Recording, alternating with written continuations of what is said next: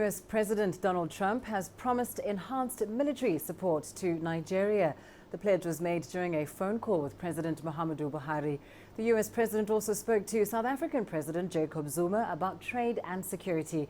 Here's more now from New York with William Denselow. According to a special advisor to President Buhari, Donald Trump told his Nigerian counterpart to keep up the good work that he's doing and spoke of a US readiness to cut a new deal on military weapons for Nigeria's fight against terrorism, specifically against the Islamic extremist group Boko Haram, with President Trump also inviting President Buhari to Washington at a time that is mutually convenient. Now, this phone call very much aligns with what President Trump's Deputy Assistant Sebastian Gorka says are America's key security priorities. This administration understands that our enemy is a global conspiracy. It is a conspiracy of individuals who subscribe to the jihadist movement, and Boko Haram is a great example. Boko Haram is part of the Islamic State, swore allegiance to Abu Bakr, was accepted into the Islamic State, so we will deal with it as it must be dealt with, as a global phenomena and a threat to all decent people everywhere.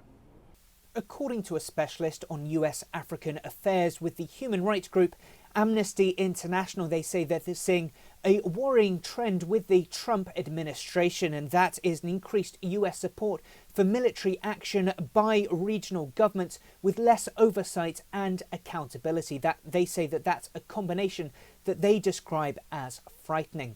Now, Donald Trump has spoken with his South African counterpart Jacob Zuma, and according to Zuma's office, the two men reaffirmed their commitment to strengthening what they see as already strong bilateral relations between the two nations. They also focused on strong trade relations and US investment in South Africa, with the two also agreeing to work together on what they see as a quest for peace and stability on the African continent.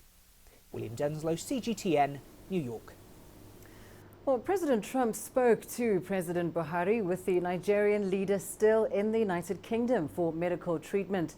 Let's get you more on this story now. I'm joined live from Lagos by CGTN's Deji Badmus.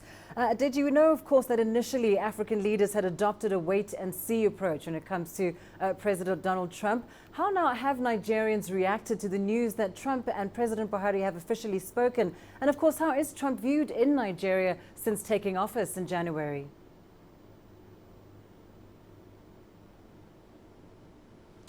Well, Lindy, we haven't seen much of a reaction yet. The news is still, just filtering in. And, of course, that statement was issued by the president's spokesperson, Femi Adesina, saying that President Trump actually called President Buhari, even though it had been in the media days before that President Trump was going to call President Buhari.